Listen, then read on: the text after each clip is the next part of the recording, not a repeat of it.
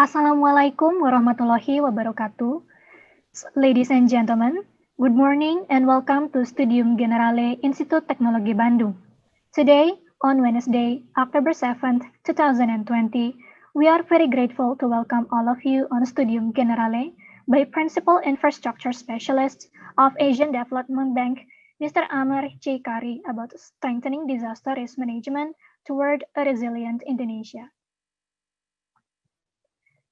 To begin this event, please rise to sing the national anthem, Indonesia Raya.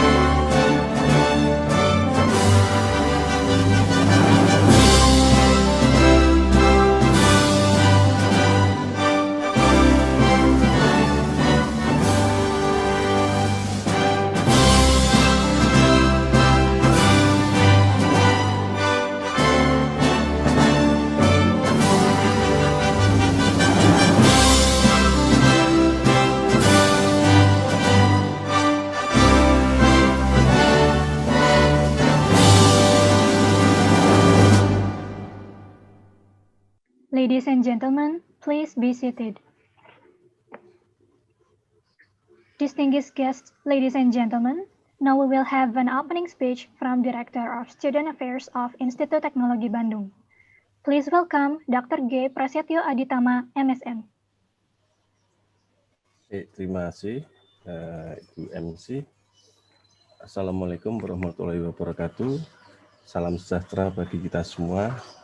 Om Swastiastu, Namo Buddhaya, salam kebajikan. Selamat pagi, hello everyone. I'm Prasetyo Aditama, the Director of Students Affairs of ITB. Good morning. Thank you for attending the Studium Generale. Mr. M, the Principal Infrastructure Specialist of ADB Indonesia Resident Mission. For all my colleagues and all of ITB students who are attending this class. To all students, you're really going to enjoy the time. And we spent together this morning. Mr. Amr J. Principal Infrastructure Specialist of Asia Development Bank Indonesia Resident Mission will share with you some of the most important ideas regarding how to strengthen disaster risk management toward a resilient Indonesia. He will share his experience, infrastructure policies, and public-private partnerships, and some lessons learned from his practices, especially related to the disaster risk management in Indonesia, and maybe some from abroad. Mahasiswa ITB semuanya, secara umum Asia Development Bank atau Bank Pembangunan Asia ini merupakan sebuah organisasi pembangunan sosial gitu yang didirikan untuk tujuan mengurangi kemiskinan di wilayah Asia Pasifik melalui kegiatan pembangunan ekonomi yang inklusif, pembangunan yang berkelanjutan, dan integrasi regional Asia Pasifik. So this is carried out through investments in the form of loans, grants, and information sharing in infrastructure, healthcare services, financial and public administration systems, and also helping nations prepare for the impact of climate change or prepare for better manage their natural resource as well as other areas. Mr. Amr, Studium Generale is a serial of general lectures. It's dedicated for widening perspective of students from various students who came from various departments and faculties or schools. And as you know, in ITB, students learn about science, technologies, and arts. And we think it's obligatory for students to understand many issues other than their disciplines. The Studium General is conducting every week by inviting prominent figures or speakers from various fields such as economy and business, social and culture, also politics and other fields. The speakers came from government agencies or private sectors or other prominent individuals, national or international figures. Okay, to all students, enjoy the times and let's share ideas. And this time, I officially open the Studium General. Thank you very much. Wassalamualaikum warahmatullahi wabarakatuh.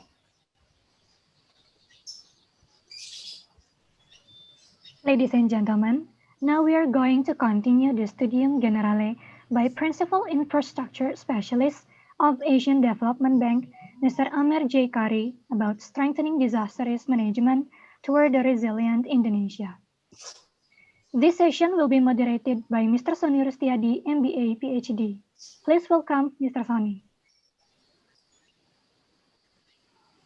Assalamualaikum warahmatullahi wabarakatuh. Good morning, everyone.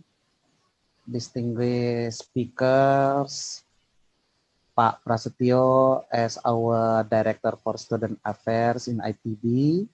My name is Sony Rustiadi. I am the coordinator for the class 07 in the Studium Generale. And I'm very happy and humbled to moderate this session together with our distinguished speakers, Pak Amr J. Qari, Principal Infrastructure Specialist for Asia Development Bank, Indonesia Resident Missions. Allow me to open our session today with reading his brief CVs. I'm also informing that Pak Amri is kind enough to invite two of his colleagues, three even, Ibu Catherine, Ibu Dini, and Pak Aji to join us this morning. Yeah, so we are really very humbled and very honored to welcome these distinguished speakers and prominent leaders for ADB in Indonesia Resident Mission. So a brief CV of Pak Amr. Mr. Amr J. Qari currently serves as Principal Infrastructure Specialist coordinating ADB's infrastructure-related operation. And related to our topic today, this morning, is about disaster risk management, intervention in Indonesia. So a lot of projects from ADB is under his coordination. Mr. Amr has assumed other roles in IDB, including as secretary to the procurement committee responsible for approving high-value contracts funded under the bank's sovereign operations. As we know that many countries as the sovereign nation of ADB, and Mr. Qari has also supported policy reform effort in fields of PPP, private-public partnership, public procurement, and construction management in ADB developing member countries. Before joining ADB, Mr. Amir worked as corporate lawyer at Simpson Thacher and Bartlett in New York.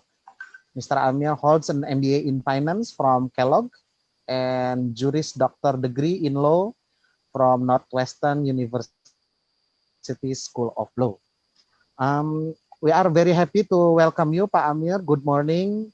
And we are honored that you have spent some of your time to to chat with our students here. As I inform you, as we chit chat this morning, that we have listed almost 1,000 students taking this Studium Generale, and also as explained by Pak Pras, many prominent leaders from various sectors, from business, from NGOs.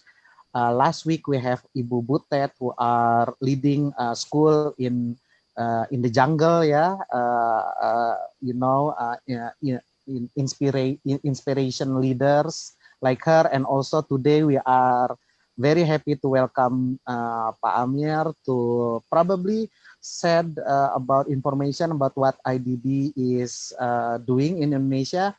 But most importantly, Pak Amir, probably you can also enlighten us and also the student about our theme today, which is strengthening disaster risk management, or in short DRM, towards a resilient Indonesia. We have about 30 minutes for your presentation, Pak, and we are going to continue with QA from the student about roughly 30 minutes also. And student, if you have any other question, please do write your question in the chat room, and me and the committee will choose which question we will ask to the speaker. In this case, Pak Amir, and also colleague from Asian Development Bank. Without further ado, Pak Amir, the time is yours, Pak. Thank you, Sony. And let me just start off by saying that I'm very grateful to ITB for this honor to address both the faculty as well as the student body on this incredibly important topic of disaster risk management. Frankly, this is a particularly special occasion for me because I've had the privilege of working with many ITB alumni, as well as your faculty over the past few years. And in all of those interactions, I have come away incredibly impressed with the type of talent that this institution has been producing. And in a way, I'm frankly a little bit sad that we are not doing this in person, because I visited your campus several times and even lunched there and had a lovely time. So I'm a little bit sad about that. But let me perhaps share my screen and then just, yes, sir. Sorry. Maybe I can start off by just breaking up the talk into 4 different segments. First, I'd like to share with you a little bit about who we are, what ADB does, and then talk a little bit about our relationship with Indonesia, our overall approach to disaster risk management. Then we are going to switch gears and talk a little bit about Indonesia's disaster risk management journey, the successes, as well as the ongoing challenges. Then we'll dive into how ADB has been supporting disaster risk management in Indonesia. And then finally, I want to end with some words regarding how the students can manage themselves in these challenging times that we are living through because of COVID. Because certainly, COVID has changed the world in incredible ways. But I also think there's a silver lining in there. It should be giving students some pause in terms of internal reflection and how to make sure they're able to strengthen their own personal resilience for years to come. So I want to end my talk by sharing some ideas on that front as well, and then certainly we can get into this during the Q&A session as well. So let's get started. Pasoni, can you see my screen? Yes, we can see it clearly, Pak Amir. Yes. Excellent. Okay, so ADB is a regional multilateral development bank. We were founded in 1966, headquartered in Philippines, more than 3,500 employees. We are owned by more than 60 member countries. And Indonesia is, in fact, one of our largest shareholders and actually a founding member of ADB.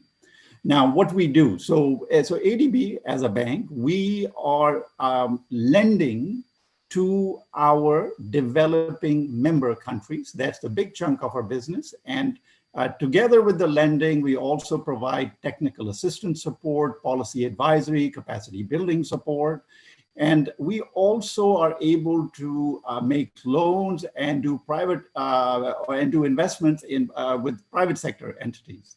Just to give you a little bit of a scale, idea of scale for our operations. So overall commitments for ADB last year exceeded $30 billion when you also include the co-financing that we were able to crowd in.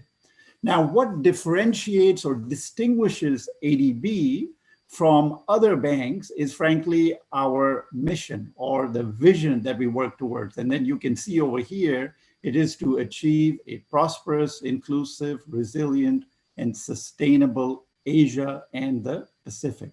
So it is a mission-driven organization.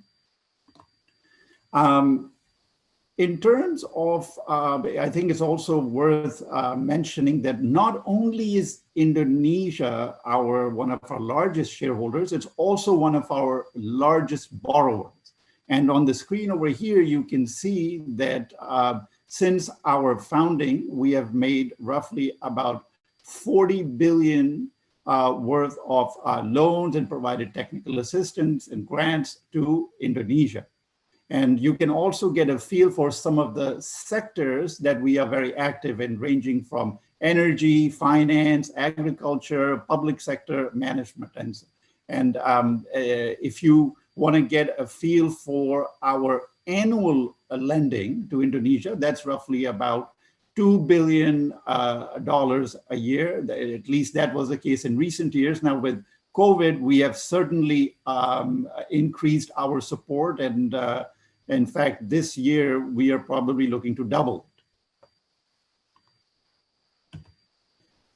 Now, it's also worth pointing out that ADB has a long-term strategy, which we call the Strategy 2030. And this strategy is essentially aligned with the SDGs. And what you will find is that disaster resilience is also a key priority under our own corporate long-term strategy. And you can easily see why if you look at the types of disaster losses that are being suffered by our developing member countries over the last 20 years. The numbers are absolutely staggering. So we are looking at more than 700,000 lives lost. You're looking at $688 billion in physical losses. Essentially, we're talking about around $100 million in losses per day. So just imagine the scale, and obviously the financial numbers mask the human suffering that lies behind these. Yeah. So on the next slide, you can see that we are just giving you a little bit of a feel for how ADB has created some financial instruments that are dedicated to addressing the needs as we go across the disaster risk management continuum. So if you look at the contingent disaster financing facility, which I'm going to talk about later because we have recently approved one for Indonesia, or emergency assistance loans, which we have also done for Indonesia that I'll get into later. And then you can see how these products are very nicely aligned to helping our developing member countries, whether they are working on disaster risk reduction or relief or early recovery or reconstruction. We also offer a lot of technical assistance to our developing member countries. And this type of work can be supporting policy reform work, or it can be supporting strengthening, for example, of insurance, of spatial planning. And one of the most exciting things that we are working on, and perhaps during the Q&A time, we can have one of my colleagues address this, is disaster insurance pools at a subnational government level. So that's a very exciting development that we would also like to share with you, perhaps if there's interest later on. Now here, I just want to be able to share with you the focus of our country partnership strategy. Now, when the National Medium-Term Development Plan was approved earlier this year, we also had to shift our country partnership strategy. So you can see over here how there are three strategic pillars or pathways for our strategy. The first one being improving well-being. So this talks about investments that we would be making in the healthcare system, social protection, etc. Then we have the second pathway of accelerating economic recovery. The focus there is the investments related to energy, transport quality, infrastructure, structural reforms. Then the last one, which is the most relevant for us for this talk, is in fact strengthening resilience.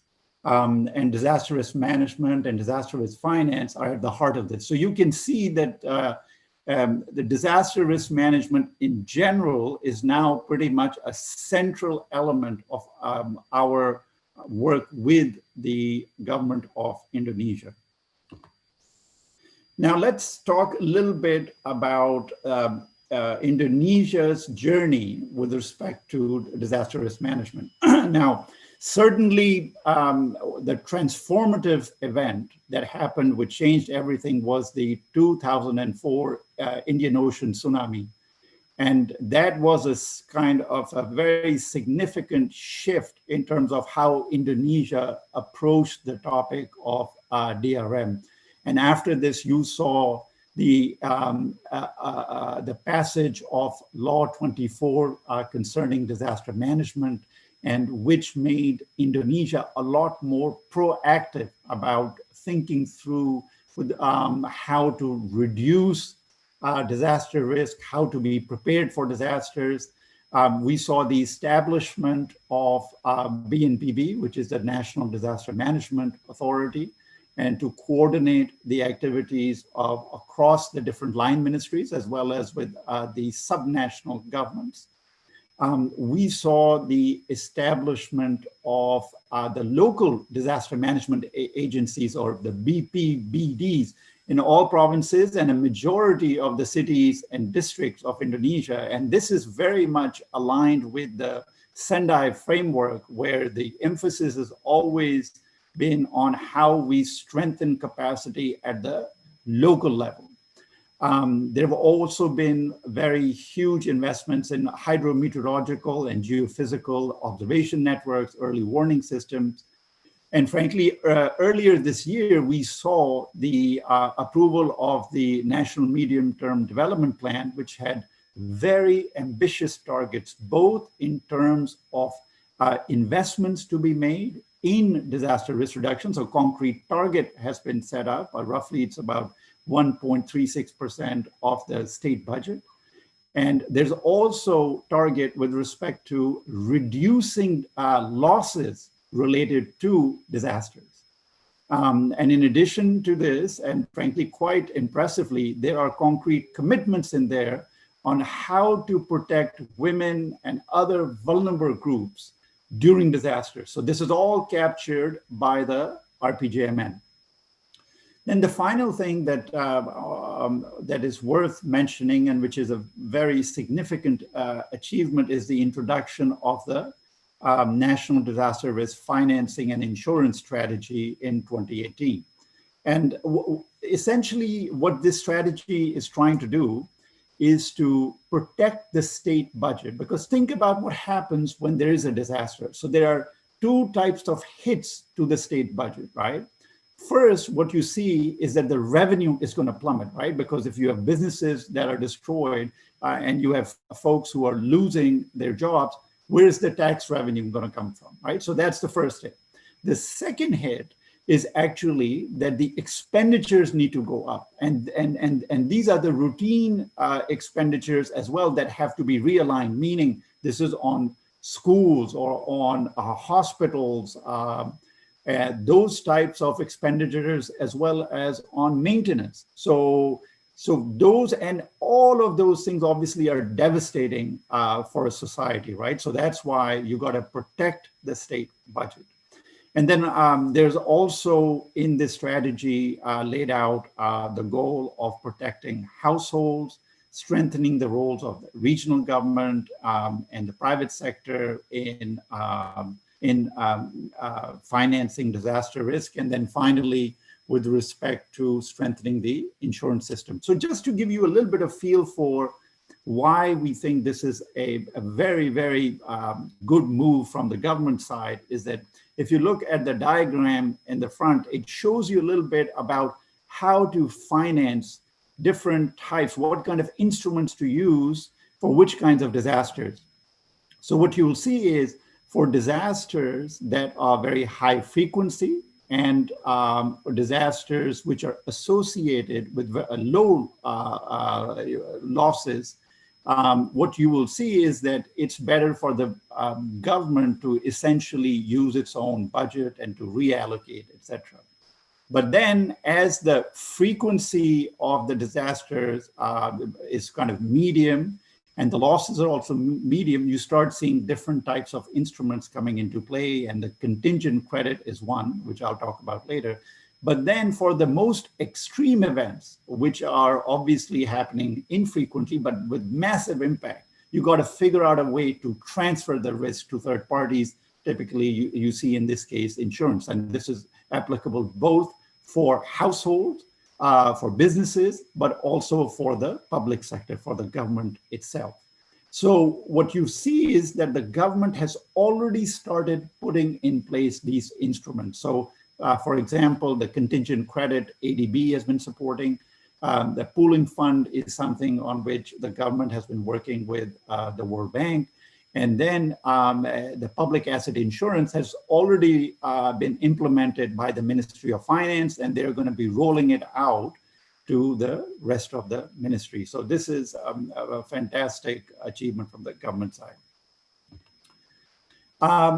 Now, we cannot underestimate the fact that there are still significant risks that Indonesia faces. And you can tell again by the figures over here, right? So if you look at from 1999 to 2018, you can see roughly 264 disasters, average annual losses of about 1.5 billion. Now remember, in the budget, you only have an allocation to deal with disasters of around maybe $200 to $300 million.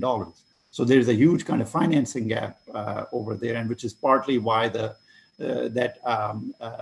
insurance, the financing and insurance strategy was so important. The costliest disasters you may already be familiar with. It's the Indian Ocean tsunami, the Yogyakarta, and obviously you know about the most recent disasters in Central Sulawesi, Lombok, etc. Now again, you also have to appreciate the fact that who bears the brunt of these disasters? It will always be the poor. It will always be the marginalized groups, right? So that is another important thing to keep in mind. Now, in terms of this problem and whether it's going up or going down, we have to be very keenly aware that both in terms of frequency and impact, the disasters are going up. And you can see the essential forces that are driving this. And we lay them out over here. So urbanization is one of the key drivers, right? So what you have is about 110 million people living around 60 cities, and They're exposed to common hazards related to tsunamis, flooding, communicable diseases, etc. And then obviously, if the spatial planning is weak, what you're going to see is a lot of development happening in flood-prone areas. And in fact, it's the most vulnerable segments of the population that are living in the most hazard-prone zones. The other issues that you'll be very familiar with, obviously, is land subsidence. Yeah? And here you see metro areas, whether it's Bandung, Jakarta, all of these sinking, and that magnifies the flood risk. Climate change, another huge issue with the intensity of so you see the rainfall intensity going up, sea levels rising, which will obviously exacerbate flood risk. And then certainly when you see the changes in rainfall and temperature, public health risks will also rise because you will see the emergence of certain types of diseases, or you'll see the expansion of certain types of diseases like malaria. The other aspect also is inappropriate agricultural practices. And here, deforestation has a huge role to play because it can lead to landslides. It can also lead to increased amount of sediments in the river waterways, which obviously then leads to flooding. Forest fires, another huge issue, not only from a global warming perspective, but also from the perspective of that when you are shrinking the habitat of these different types of these species, then what you're seeing is that more contact with people, and that leads to the spread of the zoonotic diseases or increases the risk that these diseases are going to spread more. So in terms of what are some of the ongoing gaps that we see in the disaster risk management ecosystem of Indonesia and the areas that we are trying to help the government on, certainly we see that spatial planning is one area. The building codes need to be revised in order to be informed by the hazard risk. Then early warning systems need to be able to monitor the full range of the disaster risk, but also to provide timely alerts. Emergency response planning is another incredibly important area because you need to think now what's going to happen once a disaster occurs. And by that, what I mean is you need to have an idea in terms of the command and control system, right? That who's going to be in charge? How are they going to be communicating with each other? What kind of equipment is needed, whether it's generators or whether it's certain types of phones that would still work. So all of those aspects have to be thought through now, because in the chaos of the disaster, you can't actually figure this out. Yeah. Then certainly there are capacity and coordination gaps between the different agencies that are involved in disaster risk management, and those coordination concerns are perhaps magnified when you start going to the subnational government level. On the engineering, construction, and operation side, we see that the engineering designs, again, have to focus on resilience. The construction quality has to be improved. There needs to be compliance with the law or the building codes that are on the books. And there has to be investment in maintenance, because again, if you are not maintaining the infrastructure, what's going to happen is it's going to be far more vulnerable when the disaster comes.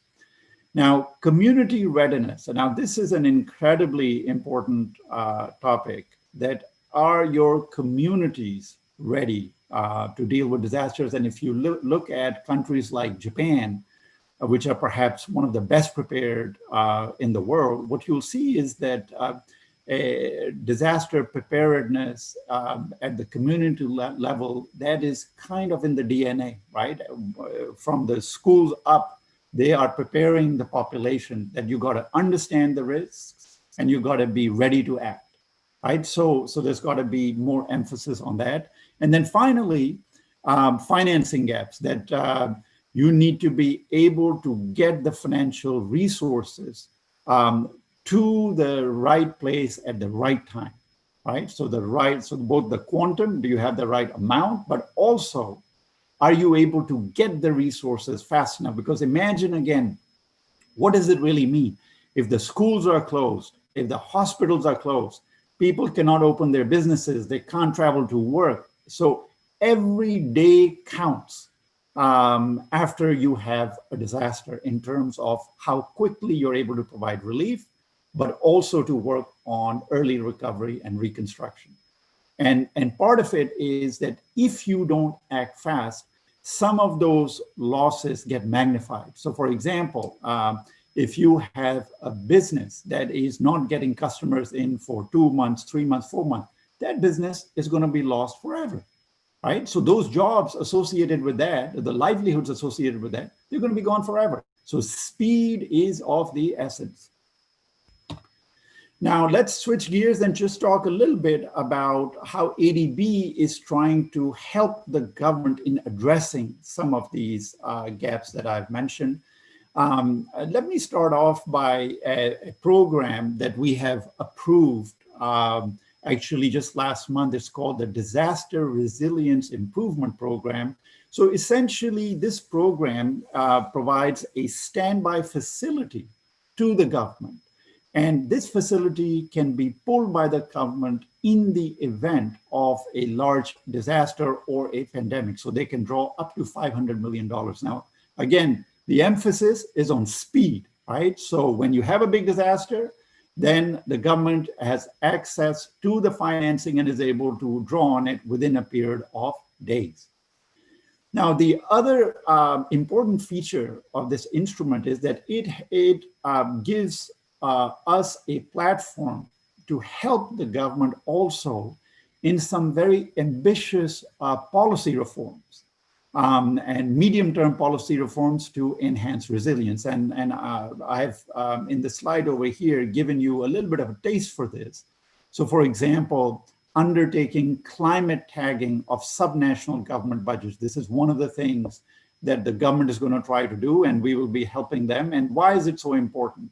Well, the reason is that you want to be able to track what kind of investments are going into climate adaptation, let's say, right? And in order to do that, you got to have a system.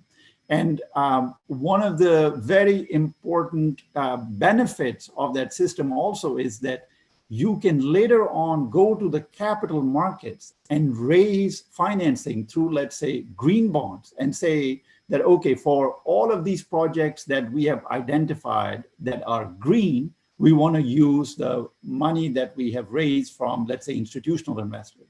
So you see, so that is also kind of very important mechanism to raise financing.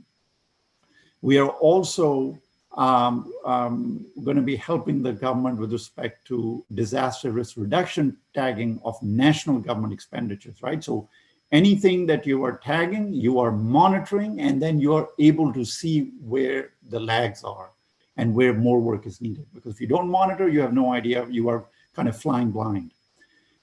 We are also going to be working with the Ministry of Public Works and Housing on a whole set of very exciting and ambitious reforms. Some relate to the preparation of flood risk management plans. Others relate to strengthening disaster response management systems for the ministry. Let me move next to another very interesting loan that we have. And this loan is essentially to enhance flood protection in Banten and Maluku. And there we are providing support with respect to the provision of early warning systems, flood protection infrastructure, like dikes or spillways, etc. And the more interesting aspect for me also is how we involve the communities. And here, what we are showing you is that the communities will be engaged in thinking about what are the risks that are faced at the village level. And then the communities themselves would come up with action plans that what they can do with respect to getting prepared and their own emergency response plans. And in some cases, if they have the resources, they can in fact even participate in the design and delivery of infrastructure, whether you're talking about shelters or evacuation paths. And all of this will become gender sensitive, in part because these community-based organizations will have a significant participation from women, right? So what you will see is that when shelters, for example, are made, there's careful thought given to safety issues, like, for example, having good lighting, or also of privacy. Right, so these types of things, again, going down to the community level is something that I personally think is incredibly exciting work, and to frankly have this replicated across the country in due course, that would be absolutely fantastic. Now, in the aftermath of the Lombok and Central Sulawesi disasters, ADB approved several loans for the government. And here we describe those loans. And what you can see is that we had a $500 million loan that provided immediate support to for the recovery plan that the government had. But then we also had a loan that focused on rehabilitation and reconstruction of assets in water supply, port, airport sectors. And we were essentially following what's called kind of build back better approach here. And what does that mean? Again, thinking about how to build resilience into the designs. And what are some of those ideas? So for example, having strong columns and weak beams, because if you do the reverse, what happens is that when there's a lot of shaking, then you essentially seeing the building collapse. Then bracing of non-structural elements, or thinking through how to actually leave large amount of green spaces when you see that a particular building, let's say, is very close to the Palu Bay, just to take one example. Having plenty of green space in there, but also making room for a tsunami shelter, making sure that you don't have classes happening at the bottom floor. So all of those things have to be thought through. In addition, we are also using new technology. So for example, using satellite imagery to be able to both map the risk. So what you see happening in Palu even today is that the land is moving, right? So what implications does that have on construction? All right, so we are able to do this by the use of satellite imagery, but you can also remotely start monitoring the pace of construction through the use of satellite imagery. The other aspect is to think about how new materials can be used. You may know that in Palu, liquefaction was another type of disaster. Not only did you have the earthquake and the tsunami, but it was accompanied by liquefaction, where essentially what happens is that the soil starts acting like water, right? And it pretty much absorbed full houses and buildings were just sucked in by the land. So in that case, what do you do? And one of the ideas that we have been thinking about is the introduction of new materials, for example, geogrids, and using that for when we do the rehabilitation of runways, because that will lower the liquefaction risk. Emergency response plans is another area that we want to help, especially when we are looking at the ports and the airports. And in fact, our approach is that what we are doing in Palu can then be replicated to other ports and airports that are in seismically active zones. I also want to touch on another aspect, which was operations and maintenance. And what you will see is in one of our other loans, and this is a loan which is dedicated to the rehabilitation of irrigation infrastructure. What we are doing is we are also scanning through LiDAR all of the irrigation assets. So we're looking at 2.5 million hectares of irrigation assets that will be scanned and that will be put in a web-based asset management inventory.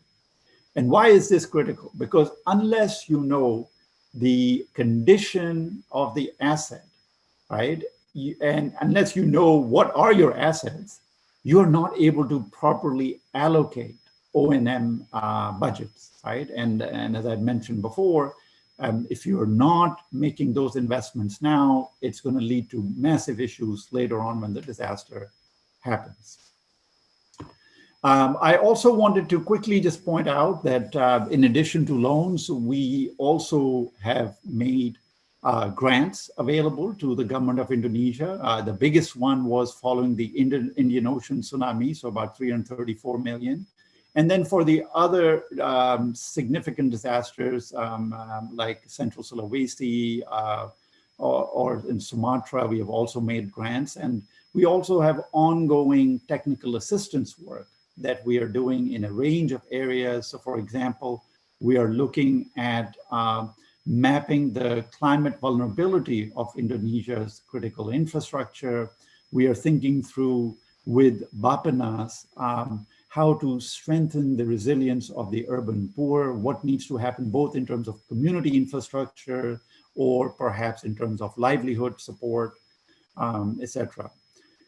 So let me quickly switch gears now and talk something which is perhaps a little bit related to disaster risk management, but frankly, much more related to how students themselves can think of managing themselves in these times where we are facing kind of an ongoing disaster, in the face of COVID-19, that is. Yeah. So a couple of thoughts now from my side. Recognizing fully that these are very tough times, it means that we need to invest not only in our own physical resilience, meaning getting plenty of exercise, fresh air, etc., but also in terms of our mental resilience, which is equally important.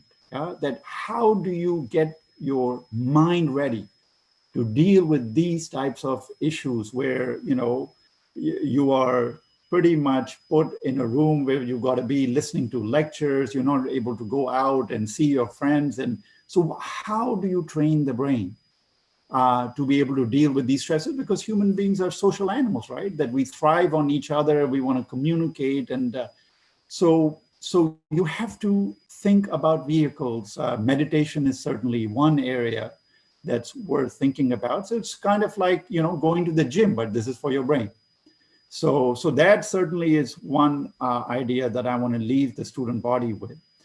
The other idea I want to put out there is take this time to understand some very key things about yourselves. What are your strengths? What are your values? In terms of strengths, what I have seen in my life is that, it is much easier to go from good to great versus going from average to good. Yeah. So that means that you got to know what are your core competitive advantages, and then you got to put yourself in situations where those advantages or strengths are put into action. But you got to know this about yourself. And many people, frankly, don't, because they haven't taken the time to reflect. And this is the best time to do it. You have all the time in the world. Then the other bit, frankly, which is equally important, is knowing your values. That what is sort of your moral compass? What are your principles? And it's important to think about careers that actually don't go against that value system. Because if you do that, if you do go into careers that may perhaps go against, either you're going to start losing respect for yourself or your work will not be as good as it could potentially be. The other thing, and this is the advice that I got a lot from my professors when I was in graduate school, is that, this is a beautiful opportunity when you are in the university surrounded by smart professors and surrounded by smart peers that take risks. What you have to do is take the difficult classes, put yourself out of your comfort zone, because guess what? Embarrassing yourself in front of a professor or a friend is much easier compared to embarrassing yourself in front of work colleagues. Yeah. So this is certainly another area where I would push the student body. And in fact, one of the things that I tell my son is that, take interesting classes like drama, for instance. People would laugh at it. Why do we take drama, right? And the reason is that communication is a huge part of our professional life and frankly, even personal life. And drama can actually help train some of those skills for you. And I believe this is particularly important for the engineering students because, I have come across so many brilliant engineering students, but in terms of communications, you saw that they have not had sufficient training. So, there is no magic to this. It's just a matter of practice, right? So certainly work on those areas. And then the last point that I would like to make over here is that disaster risk management is an incredibly exciting area, especially now. And it needs bright minds, and it especially needs a female bright minds because it is still dominated by men. And so I would very much encourage both men, but especially women, to also look at career paths in disaster risk management. I really apologize. I think I have gone on and perhaps beyond my allotted time. So let me end there and pretty much welcome any questions on anything related to the presentation, or in fact, if you have any other questions in general, happy to answer them. Thank you very much. Thank you very much, Pak Amir, for that lesson and experience shared about what ADB has done for Indonesia in terms of DRM or disaster risk management. If I can touch a few points that I think quite interesting and very important for us as a lesson learned is actually that ADB has been around for quite some time, Pak, from 1966, and it's a combined effort from not only one or two countries, but 68 countries, and Indonesia is also honored as one of the founding countries, founding members. So also Indonesia is one of the largest shareholders in ADB. So it's actually very important to Indonesia to play a role, not only to get benefit from ADB in terms of our own disaster risk management. And I am happy to hear from Pak Amir evaluation that we have quite a robust system for support in disaster risk management. But as we all know, disaster, we cannot predict disaster, Pak Amir, Although we know that Indonesia, as one of the countries under the ring of fire, we have a lot of volcanoes, we have a lot of movement in the earth, etc., and also with increasing temperature, global warming, Indonesia is the biggest archipelago for sure. Rising sea will mean that also a risk, potential risk for Indonesia in terms of flooding. In fact, Jakarta and also Sukabumi has just recently experienced flooding, Pak, just recently, although it's not as big as a national disaster, but still the potential risk of flooding is ever present in our daily life. in Bandung ourselves, we are sitting in the quite dangerous area because we are living in the mountainous area and we have some movement of the earth. We have an active volcano, I think, or a semi-active, if we shall say, yeah, the Tangkuban Perahu and surrounding mountains, because Bandung is surrounded by several mountains, yeah, 7 or 8 mountains around Bandung, and a majority is quite active.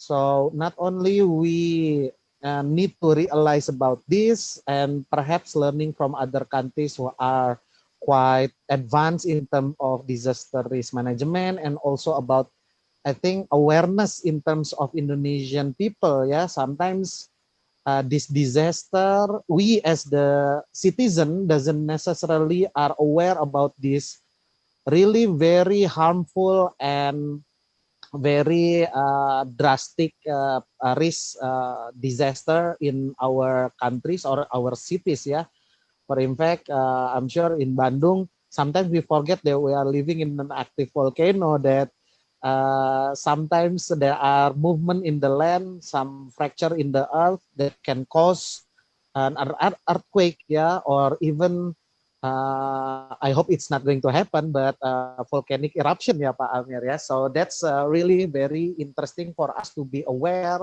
of our surroundings, and that Indonesia, although we are a very blessed country with all the natural resources, but with that also, because our position in the ring of fire puts us in ever present of disaster. Yeah.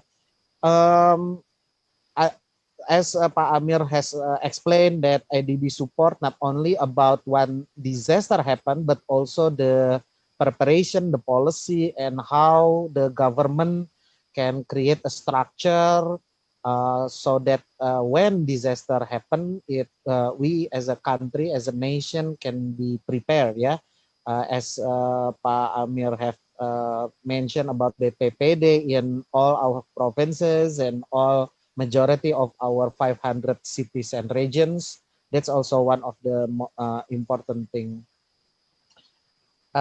Some parting student and body advice also very important from Pak Amir, yeah, for students.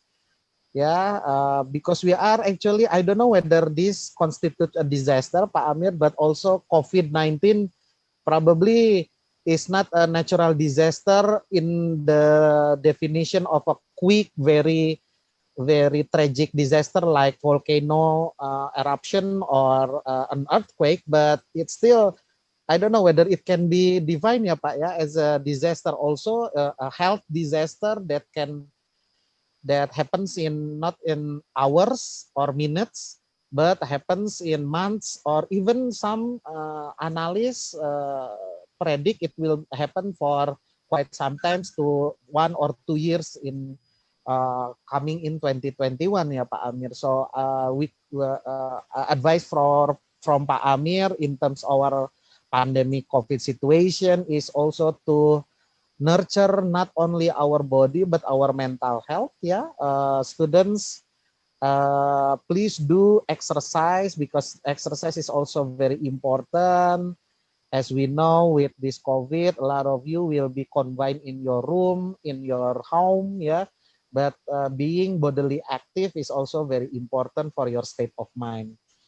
Know your strength, know your value.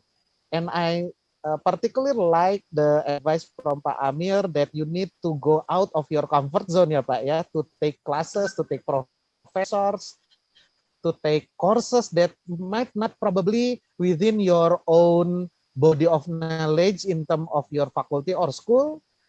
For example, if you are a math student, probably you can take optional courses in urban management, for example, urban policy, or you can take my class in business and management school. Yeah, so you can actually broaden your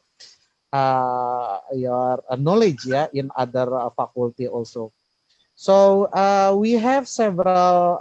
So if you have a question, you can students you can raise your hand so that the committee can help me with identifying your willingness to interact with Pak Amir. But we also have several questions from the student already in the chat room. Yeah, I would probably take one first from the question and answer, perhaps Pak Amir, and then probably if there is students wanting to interact with you directly, we have also two students already. Yeah, raise your hand. But let me take the written question. Yeah, first. Yeah, before we interact with the students. So the first question from Amelinda Stefani. So good morning, sir. My name is Amelinda from Craft Major. So this is from our art department, Pak Amir. I have a question. In this pandemic, a lot of jobs are being shut because of the global economic problems. A lot of people are jobless. So this company, a lot of companies were bankrupt. Yeah. So this is probably sits along my point of this pandemic as a disaster. Yeah, Pak Amir. Yeah. Disaster from different than from natural disaster, but this is also problem for human beings. So how can people and fresh graduate students in the future find job and fulfill their daily needs? Oh, okay. So this is a little bit more personal, probably, Pak Amir, but perhaps you can actually respond to this about the question. No, and thanks, Sony. And this is certainly, I suspect, a question that is in the minds of many of your students, and I can very much sympathize with the type of stress that they are feeling right now, particularly because when students graduate, the first few years of their working life set the trajectory for the rest of the career. Yeah, so I'm very painfully aware of how important those first few years are, and this is certainly heartbreaking that, you know, if you're not able to get into those lines. There are no kind of perfect solutions over here, but what I would offer to the students is that, given the fact that normal jobs are perhaps disappearing, right? But that doesn't mean that you cannot think about, let's say, more entrepreneurial things that you can do by yourself. You can do on the internet, right? That you are able to work, and you have skills that you're able to offer, and you offer those skills not only online, not only within, you know, for example, if you're a programmer, you are able to offer your skills all over the world. It doesn't have anything to do with Indonesia particularly, right? So certainly I would say that don't just think of this kind of a normal career path, because these are not normal times, right? So that certainly would be one, meaning I'm just putting myself in the shoes of the students of what I would be doing. That's one area. Yeah. The second area is that if you are just coming out, more important, I think, than money. Now, obviously, everyone is different, and financial pressures faced by different people are different. But if you can afford it, I would also say that try to go and work for places where you will learn the most, so that that time is not wasted. Yeah, so that you can say, you can have arrangements with different firms where you say that, okay, I'll come in, but I would like to even come in as an intern. And now I understand that you may not be able to pay me much, etc., but I would like to come in and learn. I personally would have put myself in those situations as well, because the first few years, you got to make sure that your fundamentals are right, whichever profession you're in. Yeah? So I started off as a lawyer.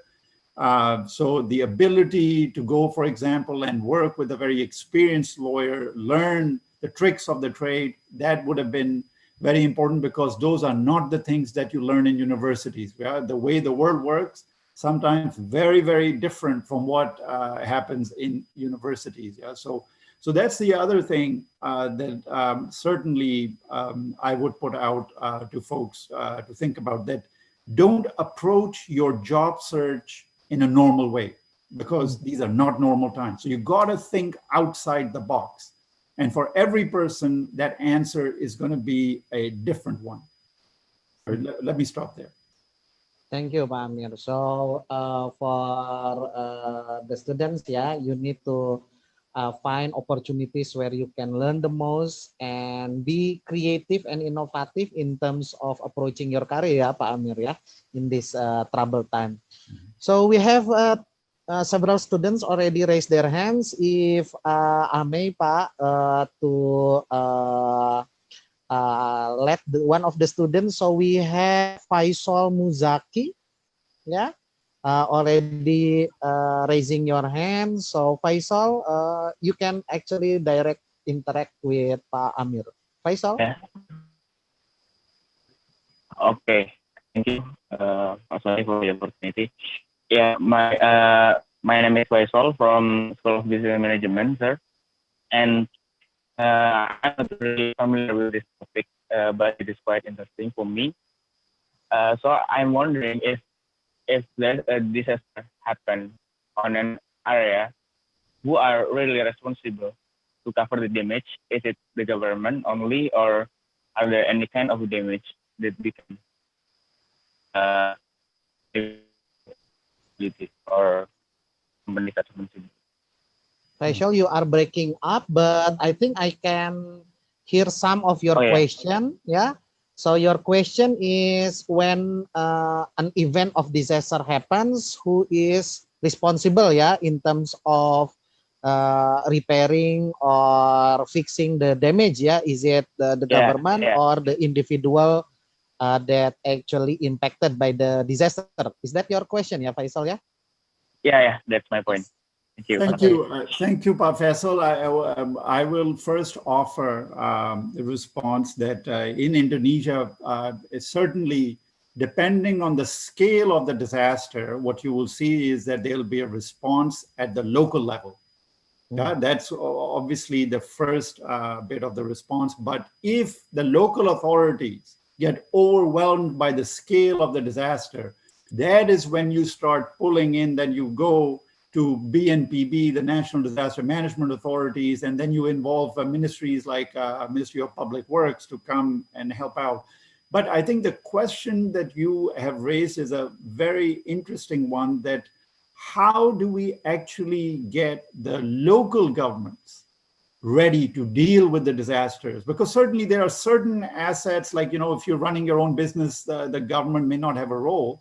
But in the public assets, certainly the government will have a role in terms of figuring out how to bring back, whether it's the, you know, state-owned hospitals, schools. It's the government's responsibility to rehabilitate and then to start operating them again.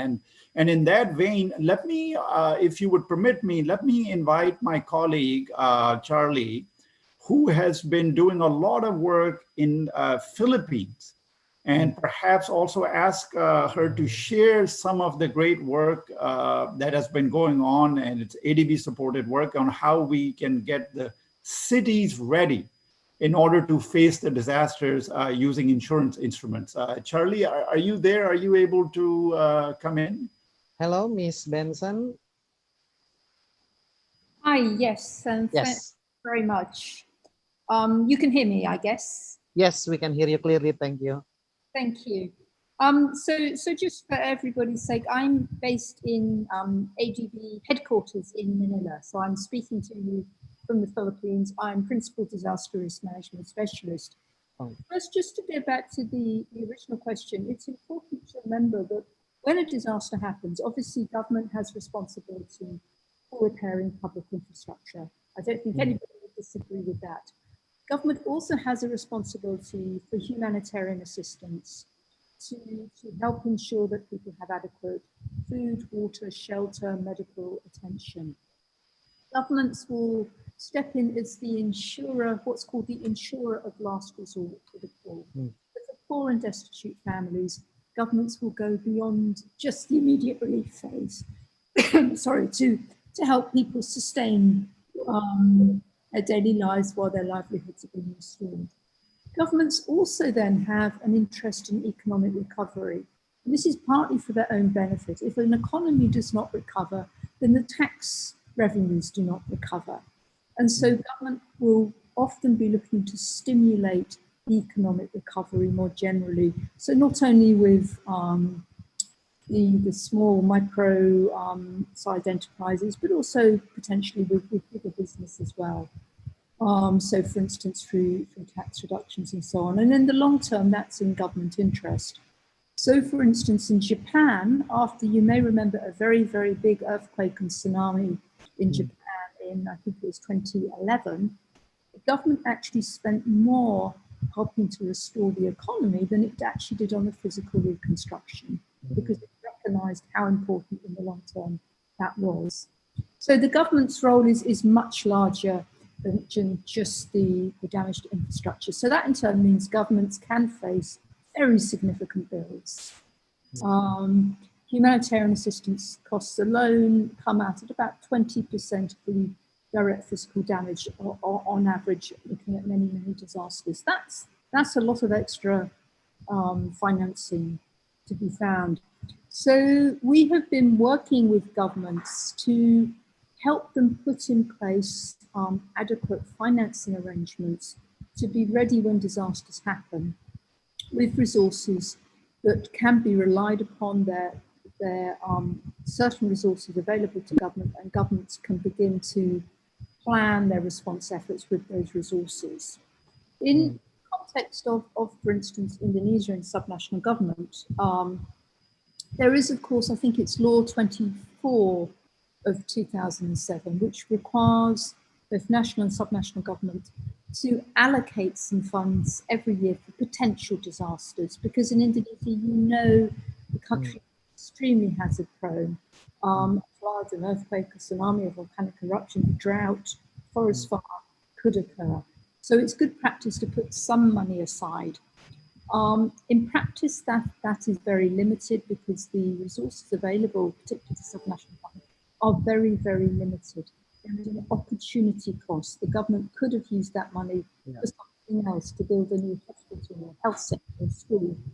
So it doesn't want to put a lot of resources into that, but it can put some resources. So one needs to go over and above just that allocation, because the level that currently is economically viable means that when a disaster happens, in practice, the subnational government needs to look to national government for extra resources. And those resources in turn take time to flow. Amar mentioned the importance of speed. After a disaster, one wants to come in a very timely fashion to rebuild the infrastructure and so on. If not, the social, the economic implications of the damage to infrastructure just run on and on and on.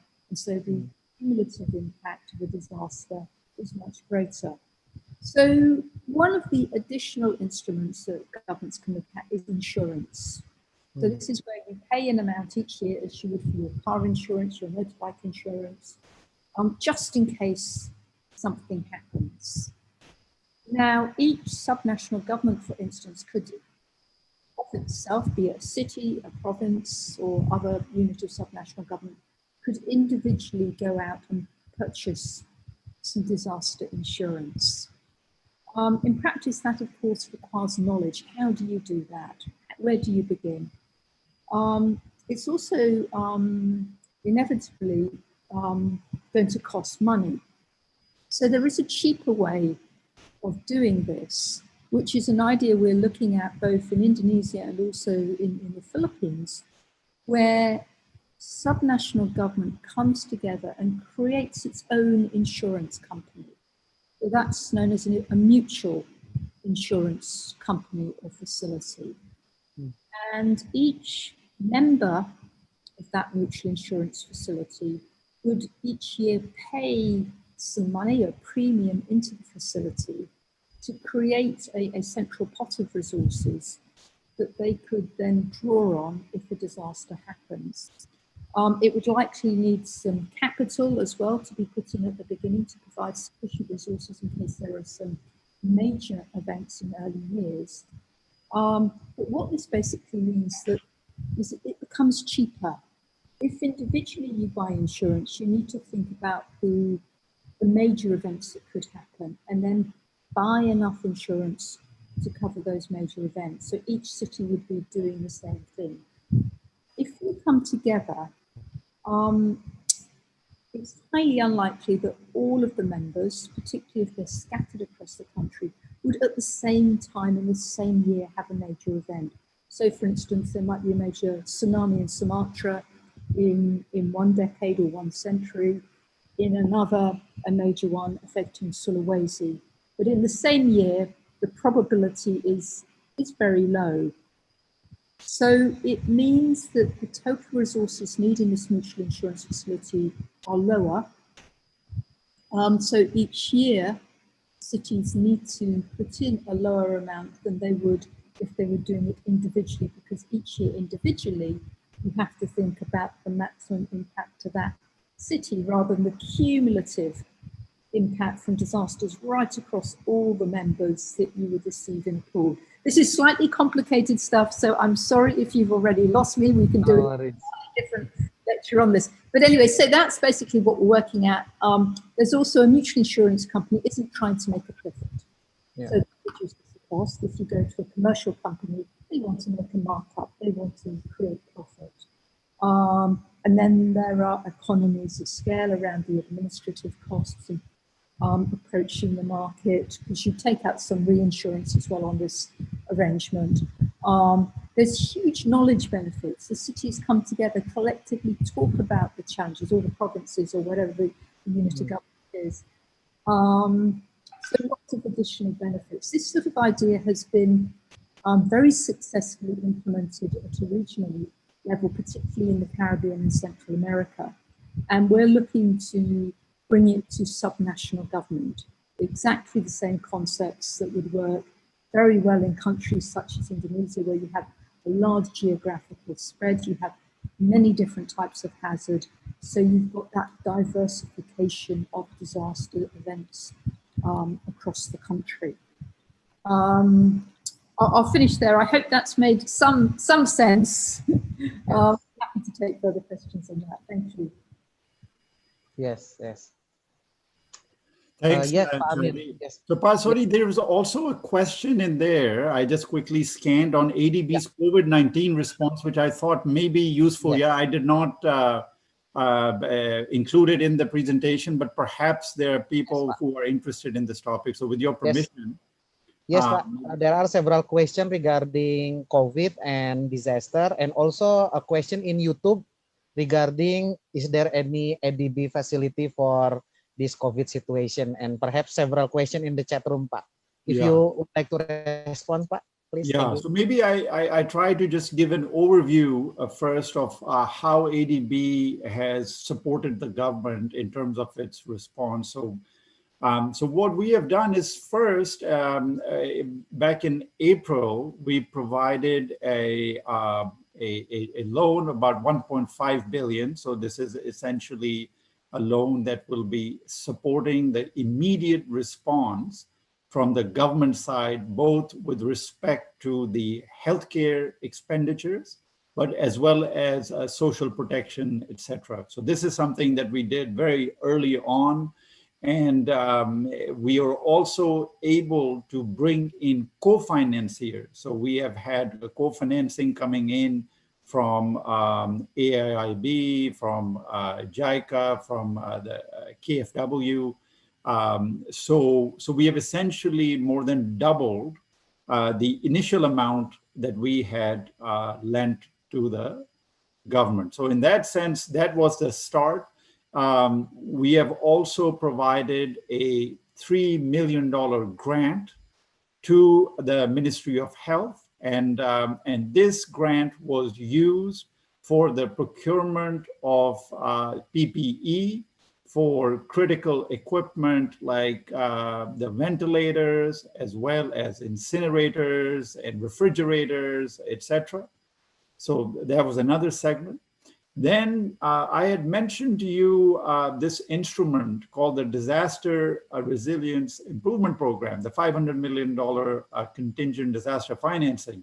So in this one, what we have done is we have also set up triggers so that if there is, for example, another wave of COVID or a different pandemic, then the government has the ability to draw down on this loan. So we have also done that. Then in addition to that, in terms of technical assistance, we have been talking to different ministries. So with Ministry of Finance, we have been giving them some suggestions in terms of economic recovery.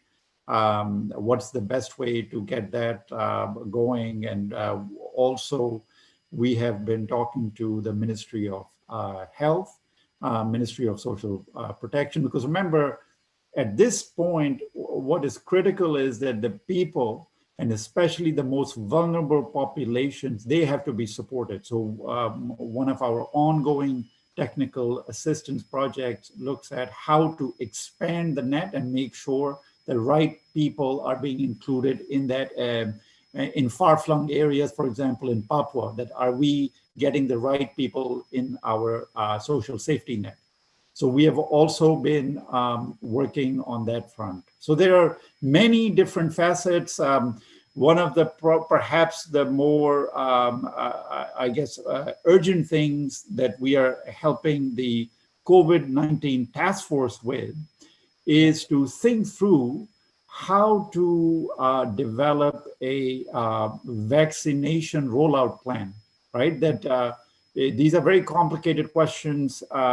That even if you are able to secure a vaccine that is safe and that is effective, but who should this vaccine be given to and how will it be given to them, right? Because imagine our vaccination program is only dealing, in all countries, deals with kids, not dealing with adults, right? So how do you get, let's say, 170 million people vaccinated?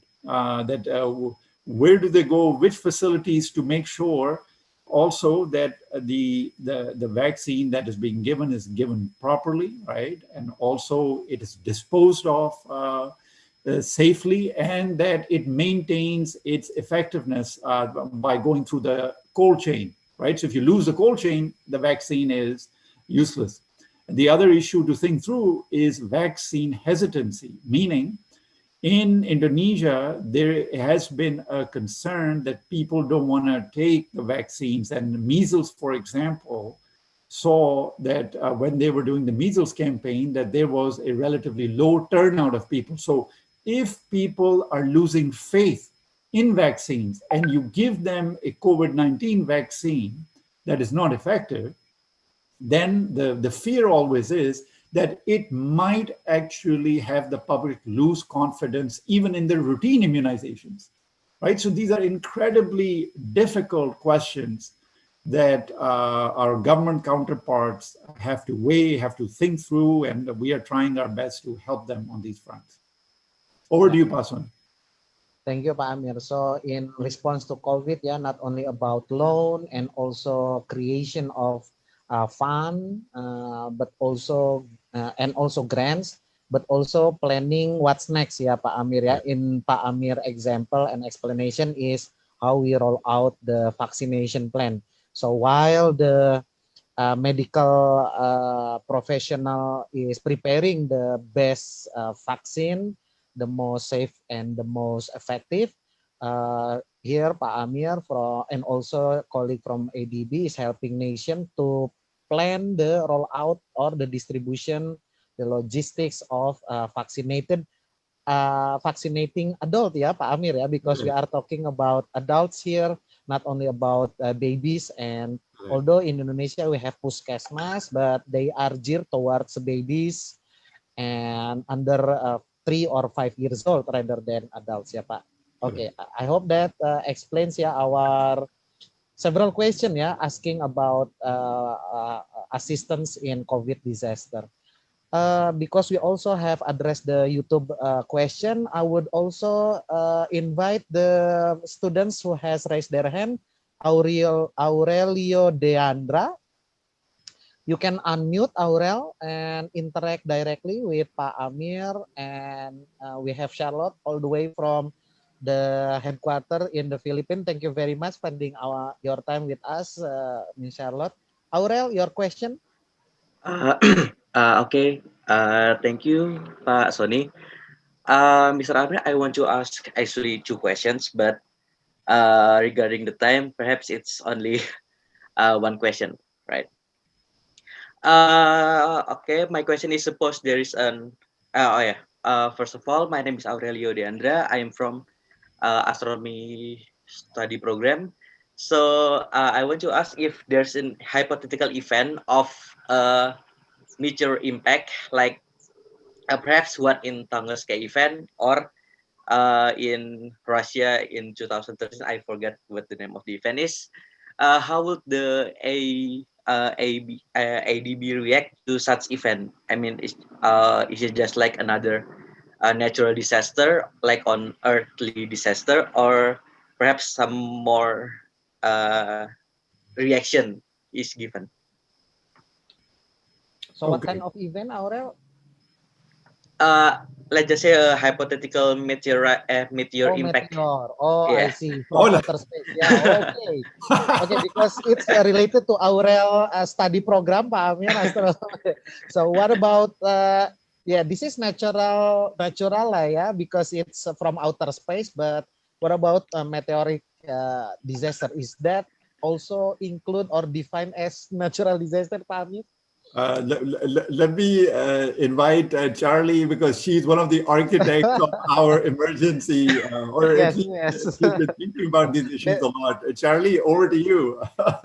Very unique question, Yeah. Mr. Lord. Yes, please. Sure, it's not a question I get every day, but it is actually people in the disaster risk management field do talk about such events as well, and the implications of them, not least that, of course, depending on the landing spot, that could generate a tsunami, a very major tsunami, affecting many, many countries. If one of ADB's developing member countries was either directly affected or indirectly through, for instance, a tsunami, or through the economic repercussions of that event, you know, say that meteorite hit a major industrial area in Japan, and that had supply chain issues that impacted through the region, then it's entirely possible that the ADB would respond. Our basic emergency assistance loan instrument would certainly still operate, so that is fast-tracked loans and grants after a disaster. If it was of a particular economic bent, then there's also something called a counter-cyclical support facility that potentially could apply. So yeah, I mean, it's difficult in the abstract to work through quite what this would entail, but it's certainly something that if there was countries in a dire situation because of that. And it's the same set of instruments, right? So all the same lending instruments, because somehow the impact is going to flow through and impact people, right? So if it's an economic impact, we have a whole bunch of lending instruments to deal with that. We have the same kind of grants that can be offered for to support immediate response. So I think that would be kind of, I think I'd completely agree with Charlie over here. But interesting question. So, thank you, Aurel, for You're taking us into the space age. I love it. Yes. Thank you, Mr. Amir, and thank you, Miss Charlotte. Thank you, Aurel. So before going into question in chat room, I would like to invite another interaction from the student, if I may, ya, Pak, ya, because I think question from live interaction is more interesting. So we have Wirawan Lingga. You can unmute Wirawan and directly interact with Pak Amir and Miss Charlotte here from Asian Development Bank. Wirawan, are you with us? Yeah, but sorry, first I can't activate my webcam. Is it okay? Yes, at least we can hear your voice. Yes. Hey, thank you for the chance, Pak Sony. My question is something revolving around rehabilitation and reconstruction. And in the past, roughly a decade ago, the Asian tsunami, Indonesia was in fact one of the hardest hit of the tsunami affected countries, right? And ADB's response at time relates to rehabilitation reconstruction, and lastly, followed by preventive measures such as warning systems and the likes. But in cases like these, what should be the role of government agencies, for instance, in house construction? And should the government treat both the rich and poor, homeowners and tenants the same? Who should be served first in cases like these? Thank you. Okay, can you also inform us from what study program you are, Wirawan? Oh yeah, sorry. I am Wira from Mechanical Engineering. Mechanical Engineering. Okay. Thank you, Pak Amir or Ms. Charlotte, if you may respond. Certainly, I think so. That's a very important question. And as you know, when you have these types of massive events, housing infrastructure is certainly the most vulnerable, and as has been recognized that before, that it hurts the vulnerable populations the most. And what you will find is that the governments always react to this, and they always provide support.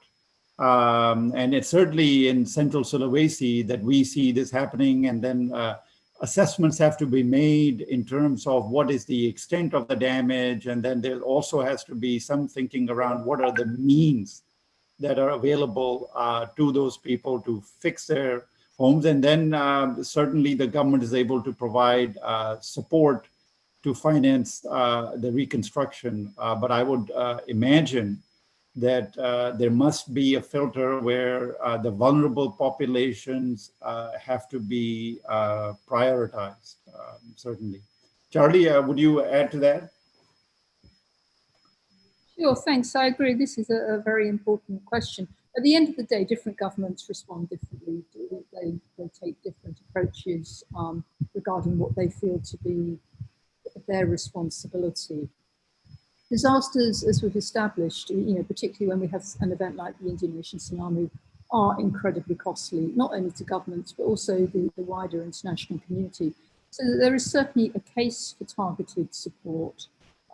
It's also important to bear in mind that the likely support that would be received would be a standard amount, which would not necessarily be particularly meaningful anyway for middle-class homeowners who are looking to restore much grander properties. What governments could, though, potentially do is upfront is encourage middle-income homeowners to take out insurance. Governments don't need to subsidise this. This can be done through financial literacy campaigns and so on.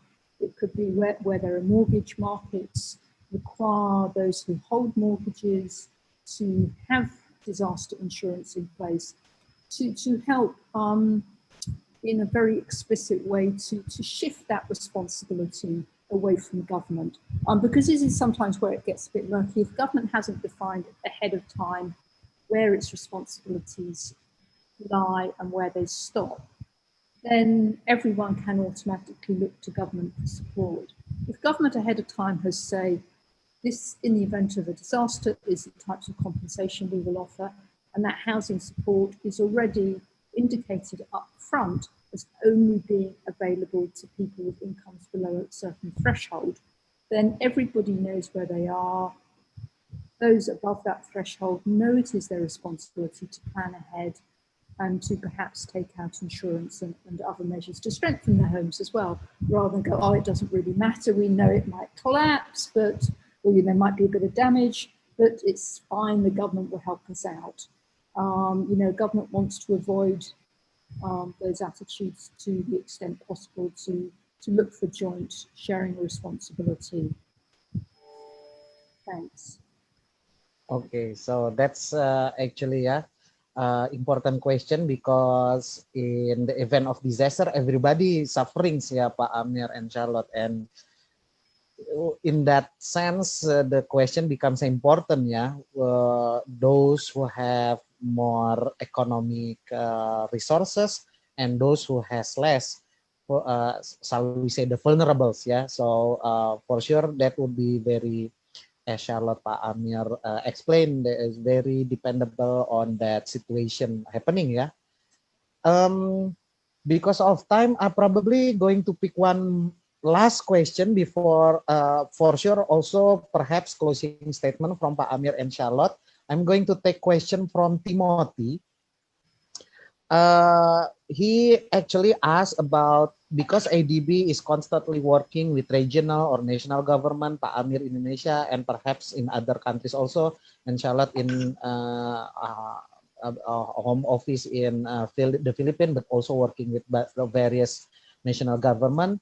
What is the most common problem that you think facing working with this local and national government, Pak Amir and Charlotte? Perhaps one or two problem that perhaps you think is the most important to address in collaborating, communicating, and perhaps coordinating with this national and local government in Indonesia, and also in perhaps in various countries, if you can, and also perhaps some closing statement, Pak Amir and Ms. Charlotte. So Pat, just to clarify, so the question was, what are the most significant systemic problems with respect to disaster risk management being faced? Yes, Pak. Working with various governments, agency, and local and national governments, Pak. One or two problems that you have encountered, Pak. Yeah, I think for me, at least what I have seen in Indonesia, the challenge has been number one in terms of capacity and simply because, you know, as I mentioned, that we started only after the Indian Ocean tsunami. Do you see the culture kind of changing, right? And then this topic becomes more and more important, and you can see how it is spreading through the ministries and how they are improving over time, right? So the capacity is going to build over time, and we have to invest in that. And that's part of the job of the electorate, to ask their elected leaders, how well are we doing? Because you see, if the demand is not coming from because remember, so the issue is that these types of long-term investments that have to be made, right, for disaster risk reduction, you don't see an immediate benefit. So the natural political incentive is not aligned to do this work. So that's where the electorate has to come up and to be able to say that, look, what are we doing? So you have to push the agenda, and that's where the role of civil society, I think, is also very important, because that gets the government to keep the focus on and to keep on improving. And one of the other things that I think is also that this career path has to be seen as something that is important within government, because one of the issues that especially I have seen at the BPBDs is there's a lot of role, what I would say is kind of, you know, turnover in officials. So people come, they spend maybe 1 year, 2 years, and then leave for a different agency. Yeah. See, so any institutional knowledge that is built in then moves out. And especially when the budgets are very strained at the local government level, and then you constantly bring in new people, you got to train them up. So for me, that kind of investment in human resources, frankly, is very, very important. In terms of the closing statement, I think the key thought for me would simply be to have your student bodies already asking a lot of thoughtful questions, whether it is about COVID-19, whether it's about their careers, about disaster risk management. And that's the right way. And the most important thing that I can leave the student body with is that don't let this time go to waste. Yeah, that COVID-19, yes, it's terrifying, it's challenging, but look for how to make the best of this situation. And that can be to build yourself up. It can be to volunteer in different ways for different, initiatives that are ongoing, where you can still maintain social distance, etc. So just don't let this opportunity go. Spend the time to figure out how to don't get demoralized, because being demotivated, demoralized is not going to help anyone, right? Certainly not going to help you. So just use your mental energy, in the most productive fashion, even though we know that this is a very stressful time. So I'll stop there. Charlie, over to you. Thank you very much. I agree with everything Amar has said. There's one further problem I'd like to highlight, and that is time. We often have relatively little face-to-face time with, particularly with local government. You go in for a meeting and that's it. And if the time is made available, it actually doesn't take very much to really build capacity and to get a strong understanding in place of the basic concepts that we're dealing with in disaster risk. You know, what is a 1 in 10 year flood? Are we talking about a flood that happened last year and won't happen for the next 9 years? No, we're talking about something with a 10% chance of happening each year. Some very simple concepts that, if time is taken to get those across, sort of takes you up very quickly to the next level.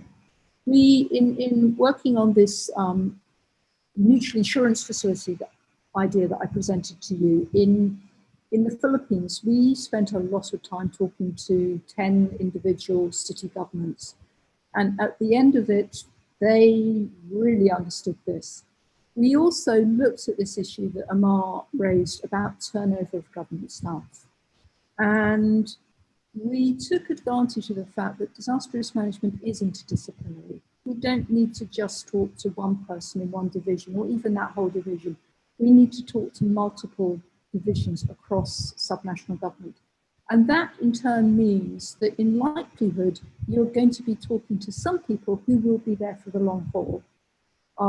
And so that's really important, is to just take advantage of that interdisciplinary nature of the topic and build, if you're taking all the time to do a workshop anyway, bring in people from a wider range of divisions within that local government. Closing remarks. We've had questions, I think, if I've heard correctly, from people working on crafts, on business, on astronomy, on, I think, engineering, the last one. You all have potential roles in disaster risk management. It is multidisciplinary. I encourage all of you to really, really strongly think about how you might apply your skills in this area, and particularly women. Thank you. Thank you very much, Ms. Charlotte and Pak Amir. So that actually concludes our Studium Generale this morning. Yeah, if I may extract several lessons learned both from Pak Amir and Ms. Charlotte today, is that this disaster management is about, the problem is actually in Indonesia or other countries, is about capacity development. And so talking about disaster risk management, it's about interdisciplinary approach, talking with diverse people with diverse background, because we have to have that local aspect in terms of that management of disaster, before it happened, when it happened, and after it happens. And in terms of your own perhaps lesson learned to be carried away from our Studium Generale this morning is about self-development. Yeah, so use your time as students in ITB, in whatever major you are taking, in whatever faculty or school you are taking. Use this time to the best of your own self-development. Be brave to to leave your comfort zone and take whatever it is perhaps interesting, may not be related to you at this moment, but you can also but you can always connect the dot after you have started your career outside your campus and university. As a moderator, I would like to give the highest appreciation for Pak Amir for being our speaker today, and also for Ms. Charlotte for joining us and giving the perspective from the headquarters of ADB in the Philippines. It is very happy to host you this morning, both of you, Pak Amir and also Ms. Charlotte, and also our colleague from ADB, we have Ibu Dini and Pak Aji also joining us this morning. I hope it has been a very refreshing but also very intellectually engaging for you students, yeah, this morning sessions. This is about risk disaster management, and although we are living in yeah, shall we say, very naturally resource gifted countries in the world, but we also need to be aware that we are geographically situated in quite disastrous area, yeah, in the world, with the ring of fire, with the potential risk of natural disaster. And also we are at the moment facing a very big disaster, which is the pandemic COVID-19 disaster. So you need to actually be aware of what's happening in the environment, in our life, but also be prepared and take this challenge. Yeah, we need to take this as a challenge to develop ourselves, to better ourselves, and to better prepare yourself after graduation. I would like to apologize for any problems, for any error, both to our speakers and also to our students. And with that, I would like to close the session. Billahi taufiq wadayah. Wassalamualaikum warahmatullahi wabarakatuh. Over to the Master of Ceremony, or this today we have a lady, so Mistress or Miss or Mrs. Ceremony, ya. Mbak Vera, time is yours. Thank you very much. Distinguished guests, ladies and gentlemen, Studium Generale has come to an end. Thank you for your attention. Good afternoon and have a good day. Wassalamualaikum warahmatullahi wabarakatuh.